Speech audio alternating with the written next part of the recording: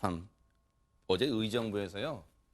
이런 소동이 빚어졌다고 합니다. 대체 어떤 일이었는지 김기혁 아나운서 설명을 좀 들어볼까요? 네, 어제 현충일이었죠. 현충일에 태극기는 개양하지 못할 망정 이 아파트에서 아주 투신 소란을 일으킨 남성이 있었다고 합니다. 네, 영상을 보면서 설명드리겠습니다. 네, 경기 의정부시의 한 아파트입니다. 어제 오전 7시쯤인데요.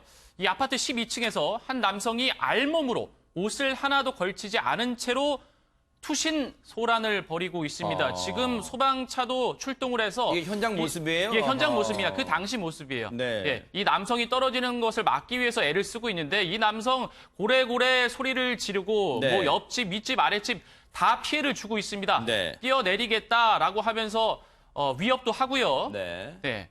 지금 저렇게 12층이면 그냥 여기서 밑에서 올려다보는 것도 아찔해요. 그런데 저렇게 그 자기 집의 난간에 매달려서 저렇게 뭔가를 외치고 있는데 대체 최단비 변호사님 무슨 일이 있었던 대체 왜 그런 거예요, 저 사람? 말씀하신 것처럼 112에 신고가 접수돼서 와봤더니 저 50대 남성이 알몸으로 에어컨 실외기에 앉아 있었죠. 네. 그냥 앉아 있었던 게 아니라 알 수 없는 얘기들을 계속합니다. 뭐라고 얘기를 하냐면 집안에 시체 두 구가 있다. 아이고. 나는 1968년생 땡땡땡이다. 불이 났다. 살려달라 이러한 말을 하면서 막 외치고요. 네. 집에 있는 물건들을 밖으로 집어 던집니다. 그래서 2시간 설득 끝에 남성이 이 에어 매트로 네. 뛰어내렸고요. 네. 남성의 안전을 확보한 이후에 경찰이 집안에 들어가 봤죠. 왜냐하면 집안에 시체가 있다 그러고 화재가 났다고 하니까 네. 제압을 해야 될 거 아니에요. 화재를 네. 제압해야 될 거 아니에요. 그래서 뛰어 들어가 봤지만 이 남성의 얘기와는 달리 집안에는 시체도 없었고요. 네. 화재도 발생하지 않았습니다. 아하.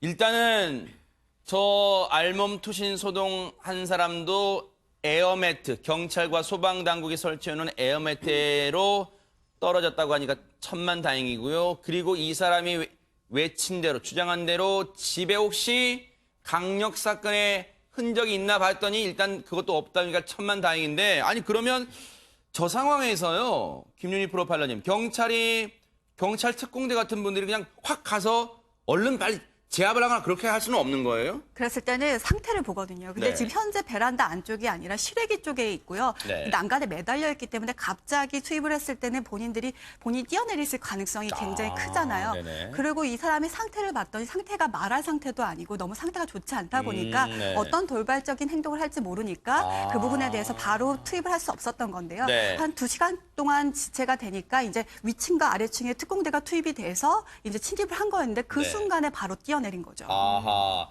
이제 아래에서 이제 체증 등으로 아마 증거를 계속 이제 녹화하기 위해서 영상도 찍잖아요. 보면은 실제 김윤희 프로파일러님 말씀처럼 위에서 이 밧줄을 타고 경찰 특공대가 내려오고 있었고 아래층에서 이제 진입을 하려 있었고, 그리고 앞서 보면 저 알몸 투신 소동을 벌인 남성의 집 안에서도 영상이 찍혔잖아요. 그러니까 경찰이 이 세 방향에서 계속해서 접근을 한 거, 바로 이 모습이에요.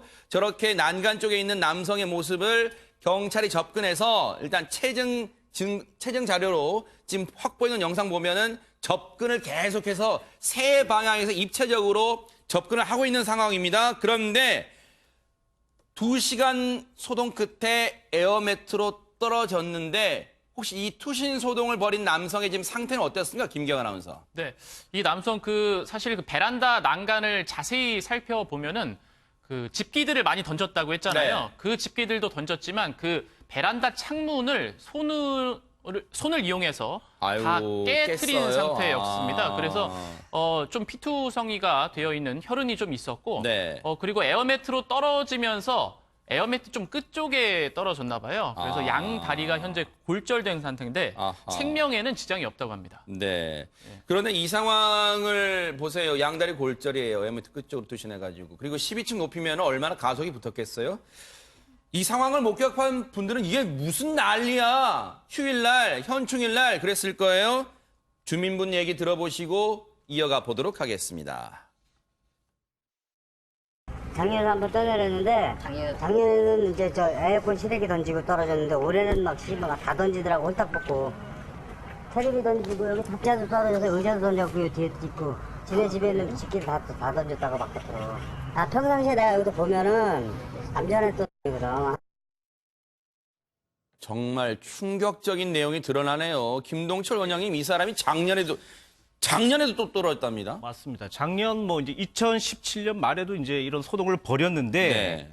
이게 정말 죽고 싶어서 이런 행동을 했을까? 그럼 2년 전이에요? 작년 2017년. 1년 반 정도 네. 이제 지난 상황인데 죽고 싶어서 이런 행동을 했다. 이렇지는 않아 보이고요. 네. 지금 이제 방에서 주사기가 발견이 됐다라고 해서 이게 아하. 마약인지 아닌지 이제 경찰에서도 조사를 한다고 하고요. 네. 이 사람은 아마 제가 봤었을 때는 망상도 좀 있고요. 그리고 네. 또 약간 폭력적인 네. 어떤 그런 습관적 행동이 있는데 네. 조현병 정도의 의심도 한번 해봅니다. 네. 그러니까 다양한 아마 증상들이 있는 것 같기는 한데 네. 이런 문제가 있는 사람들이 사실 혼자서 네. 있으면서 망상이 있으면서 여러 가지 물건을 던지거나 네. 스스로에 대한 자해를 하는 행동들도 많이 보여지는 거거든요. 네. 그렇기 때문에 이런 부분들에 대해서는 다양한 다방면적인 조사를 한번 해봐야 될 것 같습니다. 이 남성 파면 팔수록 충격적인 내용이 계속해서 나옵니다.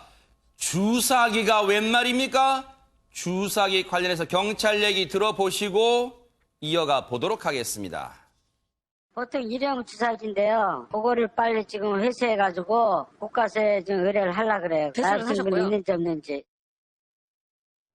알몸 소동의 원인이 그러면 최단비 변호사님 뭔가 마약에 기인한 거 이게 어떻게 봐야 될까요? 이 경찰들이 이 남성이 집에 시체가 있다고 하고 화재가 발생했다고 하니까 들어갔죠. 그래서 집안을 수색을 해봤더니 말씀하신 것처럼 이미 사용했거나 아직 사용하지 않은 일회용 주사기들이 발견이 된 거예요. 주사기가 보통 집에 있으려면 치료용이거나 아니면 말씀하신 것처럼 마약 투약용이거나 할 수 있겠죠. 이 남성의 전과를 봤더니 이 남성 과거 마약을 투약해서 이미 수차례 처벌받은 전과가 있고요. 여기에다가 충격이네요, 진짜. 네. 교도소에서 보육하다가 지난달에 출소를 했어요. 그래요? 출소한 지 얼마 안 돼서 또 집에서 이미 사용한 흔적이 있는 주사위가 발견이 됐고 이러한 알몸 투신 난동을 벌였기 때문에 지금 이제 국가수에 가서 여기에 마약이 있었든지 여부를 판단을 해볼 수 있겠고요. 그렇게 된다면 마약과 관련된 처벌이 따르겠습니다. 오히려 이런 생각도 드네요. 주민분들 입장에서는 이 사람이 과거 한 차례 투신을 한 전력이 있다는 것까지는 아실 수 있겠지만 이 사람이 마약을 복용하고 마약을 투약하고 있었다는 사실은 아마 주민분들 새까맣게 모르셨을 거예요. 이번 기회를 통해서 더 위험한 사람이라는 걸 알았다는 점에서 오히려 이번 기회가 주민분들한테는 도움이 됐을 수도 있다 이런 생각도 해보고 오히려 또 불안감도 커질 수도 있지 않을까 이런 생각도 해봅니다.